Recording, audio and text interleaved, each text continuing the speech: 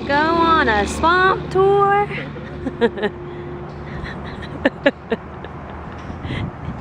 I all nervioso. Nice bathroom.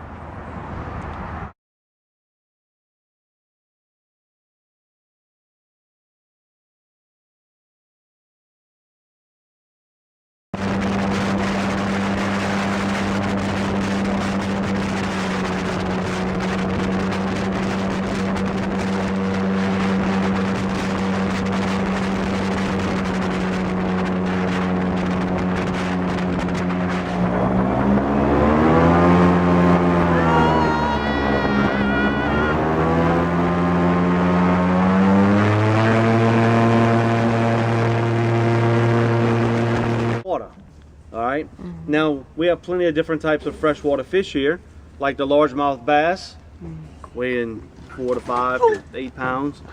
Freshwater catfish, they get 30 to 40 pounds. Perch, sockeye, and also the alligator garfish. That's all our freshwater fish that we have here. Anybody ever seen alligator garfish before? No. Okay.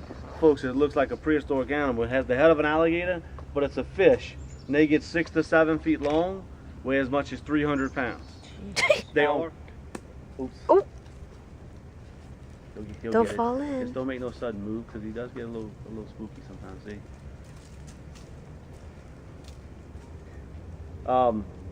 Folks, 1/3 of the seafood you'll find throughout the United States comes from.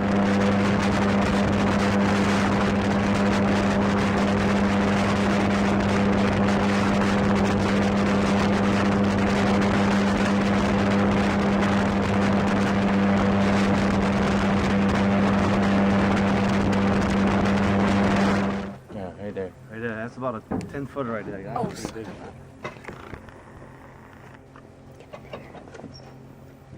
yeah.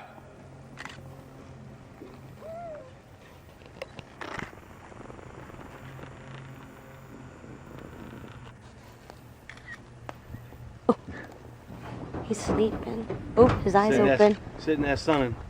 Now the way that you tell the size of them, folks, just by looking at them in the water, is by their snout.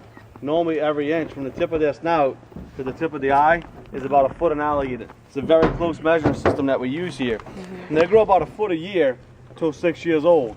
Then after that, the growth rate slows down to only 2 to 3 inches a year.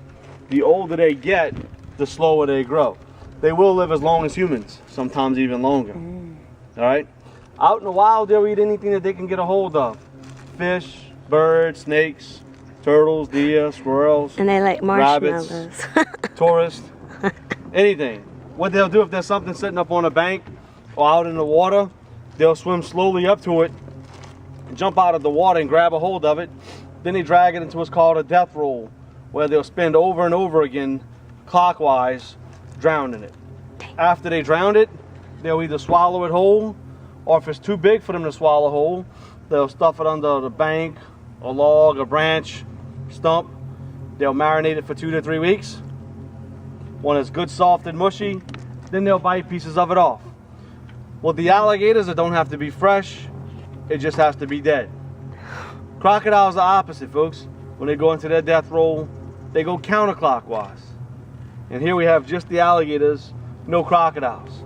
You'll find the crocodiles in Australia, South Africa, even some off the southern tip of Florida. They get a lot bigger and they're a lot more aggressive. Yeah. He's happy not to move. Yeah. Just sitting up there sunning. See what happens is, folks, when it starts getting cold, the water temperature cooled off to about 65 degrees right now. It's pretty, it's not cold, but when it starts cooling off, the alligators they'll start slowing their body temperature down, preparing for their hibernation. Right. What happens is they'll build dens under the banks, get into that den, slow their heartbeat down to as little as 1 beat every 3 minutes. And during that hibernation, folks, the alligators will not eat. If they was to eat while hibernating, whatever they would eat would rot and compose inside their stomach, let off methane gases and kill them. They're cold-blooded reptiles, all right? That hibernation may last a month, may last 3 to 4 months. It just depends on the weather here. Normally during the winter, when it starts really getting cold, you can forget about seeing them. unless you have 5 or 6 days straight where it's nice and sunny. Then you'll see them up on the banks and the logs sunning. Now folks, a few interesting things about the alligators. I don't know if you noticed when he closes his eye, it closes sideways, just like the shutter of a camera. And the reason for that is because they have a protective set of lens built in. They can actually open their eyes under the water and still see. Also, their jaws are quite strong. They have as much as 3,000 pounds per square inch closing force. Not even the most powerful of humans can stop an alligator from closing their mouth. But once you get his mouth shut, you can hold it closed with 2 hands, no matter how big he is, folks. Also, their teeth is quite interesting. They're like the tusk of an elephant. Underneath every tooth is another set ready to come out. From the time they're born to the time they die, they'll always have a full set of teeth. If that's not the luckiest animal in the world, I don't know what is. If only we could be a little bit lucky.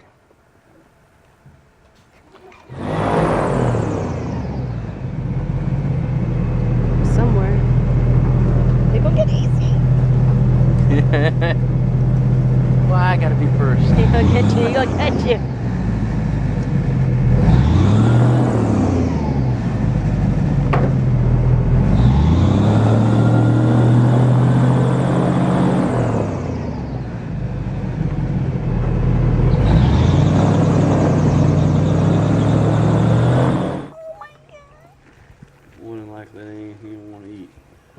He little one. And then I'll tell y'all folks, y'all came at the right time, because come Wednesday, They're it's gone. supposed to be below freezing. Yeah.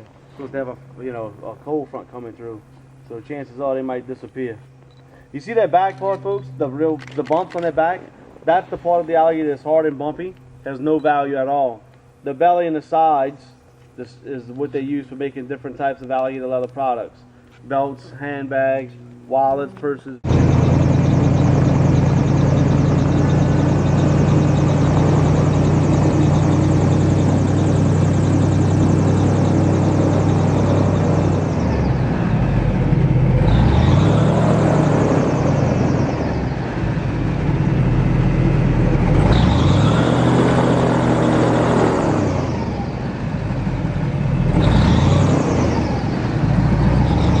Alligators, the mating season on them in the month of May and June.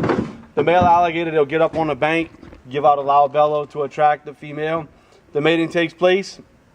Then the female is going to return out to the swamp, marsh area, where she'll build her nest out of vegetation. Normally about 2 to 3 feet high, about 4 to 5 feet long. Once she's ready to lay her eggs, she'll get on top of that mound, dig out a section with her hind legs, and lay anywhere from 50 to 70 eggs, depending on her size. She'll cover them back up with the vegetation. Within 70 to 80 days, the baby alligators are ready to come out. They'll make a low pecking sound at the shell, just like a chicken does. The mother alligator will uncover the eggs. The babies will come out 6 to 8 inches long, black and white in color. When they come out of the mound, folks, the mother only tends to them for 2 to 3 months. Then after that, they're on their own. Most of them will be eaten by bigger alligators, snakes, birds, turtles, and fish. Out of every 10, only 2 to 3 survive. The rest of them will be eaten.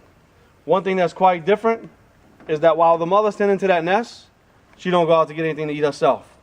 Sometimes eating some of the young. Oh. I know that's a shame, but it's a good way to get rid of the kids.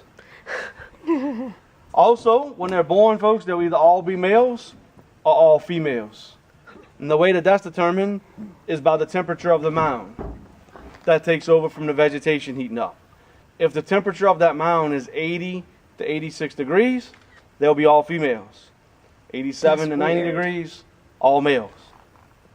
Cold-blooded females, hot-headed men. And I know you ladies are not going to argue with me out here, right? Nope. Anybody have any questions about that? So can they get like an overabundance of one gender some years? It just, not really. It's kind of a balancing thing. Just the mounds are different temperatures. Right. In other words, for example, see right here, the grass is nice and hard. An alligator could build a nest right here, where you're looking at, okay? Has a lot of shade. It would be a little bit cooler. Then you get to some areas like you're going to be in a little while where it's opened up and there's no shade out in the middle of the marsh. Gets a lot of sunlight, it would be warmer. So it's kind of it's a balance. You know, there's a balance of them. Now, if y'all been down in the French Quarter, or even at the gift shop at the dock there, you've seen the small alligator heads and the necklaces, the keychains. You wonder where they come from, folks. They come from the alligator farms. On the alligator farm, they're allowed to harvest them there as little as 3 feet for their skins and also for the meat. That's why you see all those small heads and the feet. Okay?